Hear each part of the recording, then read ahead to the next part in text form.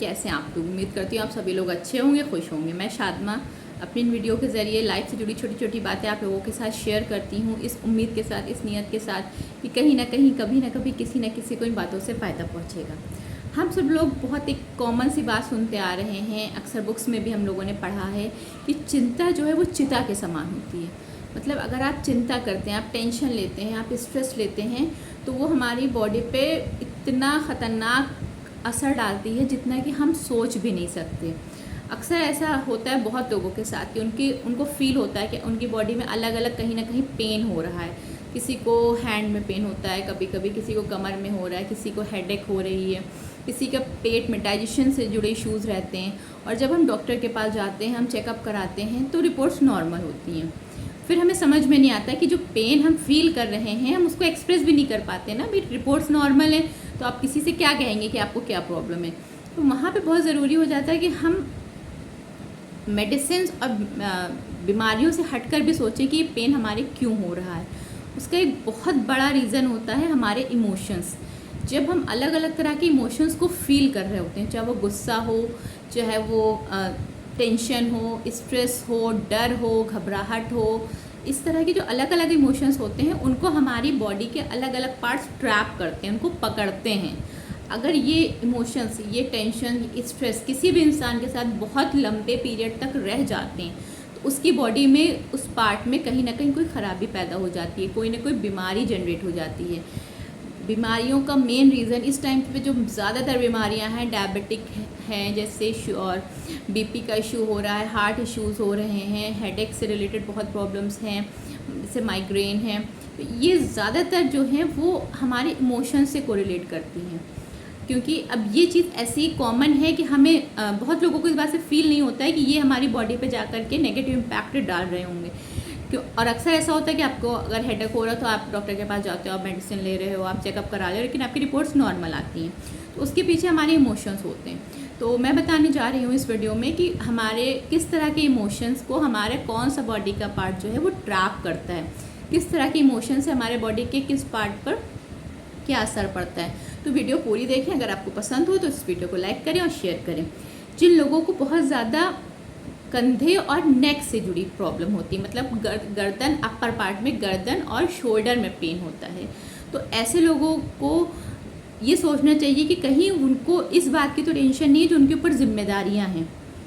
ऐसे लोग जो बहुत ज़्यादा टेंशन में हैं और अपनी जिम्मेदारियों से स्ट्रेस में आ गए, उनके ऊपर इतनी ज़्यादा जिम्मेदारियां हैं कि उसका उनको स्ट्रेस है, उसके बारे में वो इतना सोच रहे हैं जिसकी वजह से उनको टेंशन होती है और स्ट्रेस होती है, और उनके कंधे और गर्दन में पेन रहता है, डिस्कम्फर्ट होता है, बिना किसी चोट लगे, बिना किसी बड़े रीज़न के।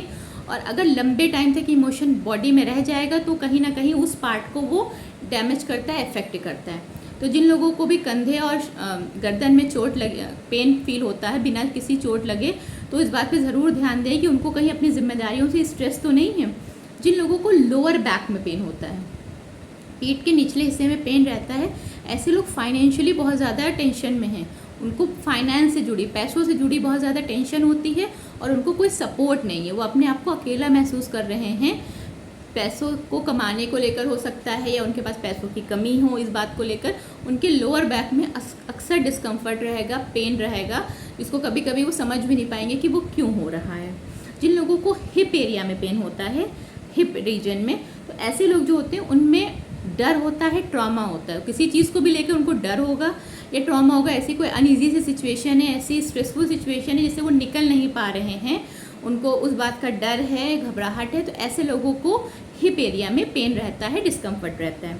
जिन लोगों के जबड़े में पेन होता है या कुछ अनईजी सा फील करते हैं, ऐसे लोगों में गुस्सा बहुत है, फ्रस्ट्रेशन है और वो उस चीज़ को निकाल नहीं पा रहे, वो उनको वर्ड्स में बता नहीं पा रहे। तो ऐसे लोगों का जो होता है वो जॉ एरिया में पेन रहेगा अक्सर, जो लोग फ्रस्ट्रेट हैं लेकिन उनको वर्ड्स में बता नहीं पा रहे। जिन लोगों को चेस्ट एरिया में, मीन्स लंग्स और हार्ट से रिलेटेड जो पार्ट है उसमें डिस्कम्फर्ट होता है, अक्सर पेन रहता है बिना किसी बड़े रीज़न के, बिना रिपोर्ट भी नॉर्मल है, तो उन लोगों को कोई ना कोई दुख है। जो लोग बहुत ज़्यादा दुख में रहते हैं, जिनका दिल में कोई तकलीफ़ है, बता नहीं पा रहे, उनका दिल टूटा है या उनको किसी भी तरह की दुख तकलीफ़ है, तो ऐसे लोगों को अक्सर दिल के आसपास उस एरिया में पेन फील होता है। जिन लोगों को स्टमक इशू रहता है, डाइजेशन प्रॉब्लम रहती है, वो लोग बहुत ज़्यादा घबराहट में हैं। जैसे फॉर एग्जांपल उनको कोई इंटरव्यू देने जाना, वो उस चीज़ को लेकर घबरा रहे कि कैसे फेस करेंगे, क्या होगा, या कोई भी ऐसी सिचुएशन जिसमें वो घबरा रहे हैं कि उनको क्या रिएक्ट करना होगा, कैसे वो चीज़ें फेस करेंगे। ऐसे लोगों को अक्सर डाइजेशन इशू रहता है। जो लोग बहुत जल्दी घबरा जाते हैं चीज़ों को लेकर के, उनको समझ में नहीं आ रहा होता हमें क्या करेंगे, उन लोगों को अक्सर डाइजेशन इशू रहता है। जिन लोगों को थ्रोट में, गले में प्रॉब्लम रहती है, चाहे वो टॉन्सिल से लेके हो या थायराइड की रिलेटेड प्रॉब्लम हो, तो वो प्रॉब्लम का भी जो एक मेन रीज़न होता है वो होता है कि जो लोग बहुत ज़्यादा अपनी चीज़ें एक्सप्रेस नहीं कर पा रहे, इमोशंस को बता नहीं पा रहे, कम्युनिकेट नहीं कर पा रहे हैं। मतलब वो किसी से कुछ कहना चाह रहे हैं, उनको कोई प्रॉब्लम है या कोई बात है, वो कहना चाह रहे हैं अपने इमोशंस को, अपनी फीलिंग्स को, लेकिन वो सामने वाले से कह नहीं पा रहे हैं। तो ऐसे लोगों को गले से जुड़ी प्रॉब्लम रहती है। जिन लोगों को बहुत ज़्यादा ओवर थिंकिंग है, जो लोग करते हैं, जिनको बहुत ज़्यादा टेंशन है किसी चीज़ को लेकर, या बहुत किसी बात को लेकर सीरियस हो जाते हैं, बहुत सोचने लगते हैं, रातों में जग रहे हैं, सोच रहे हैं, तो ऐसे लोगों को हेडेक होता है, हेडेक की प्रॉब्लम या माइग्रेन की प्रॉब्लम रहती है। तो पहली बात तो ये कि ये सारे जो इमोशंस हैं हमारी बॉडी के अलग अलग पार्ट्स में ट्रैप हो रहे हैं। अगर आपने इनको वक्त रहते नहीं सॉल्व करा तो, और ये बॉडी में आपके लंबे वक्त तक रह गए, तो यही चीज़ें फिर आगे चल के बीमारी में कन्वर्ट हो जाती हैं, आपको सीरियस इश्यूज़ भी हो सकते हैं। तो जितना हो सके खुश रहने की कोशिश करें, अपने इमोशंस को कंट्रोल करने की कोशिश करें, इमोशंस को अपने ऊपर हावी ना होने दें, क्योंकि ये आपकी बॉडी के लिए अच्छा नहीं है। मैक्सिमम बीमारियां जो हैं, जब आप टेंशन में होते हो, जब आप स्ट्रेस में होते हो, जब आप दुख में होते हो, तो बॉडी का जो नॉर्मल फंक्शनिंग है वो डिस्टर्ब हो जाता है। जैसे सेल डिवीजन डिस्टर्ब हो रहा है, तो जो बॉडी हमारी काम करी ना, हमारे हार्मोन सारे काम कर रहे हैं, लेकिन जब इंसान डिस्टर्ब होता है और बाहरी इमोशंस हमारी बॉडी के अंदर ट्रैप होने लगते हैं, तो वो बॉडी में होने वाली कामों को, बॉडी में होने वाली जो नॉर्मल चीज़ें उनको डिस्टर्ब कर देते हैं। अगर बॉडी की फंक्शनिंग डिस्टर्ब होगी तो ऑब्वियसली कहीं ना कहीं कोई ना कोई बीमारी बॉडी में निकल आएगी, बन जाएगी। तो कोशिश करें खुश रहें, मेडिटेशन करें, एक चीज़ पे फोकस करने की कोशिश करें, जितना हो सके नेचर में टाइम बिताएं, लोगों से मिलें जुलें, हंसी करें, मजाक करें, अपने ऊपर चीज़ों को, इमोशंस को हावी ना होने दें। Thank you.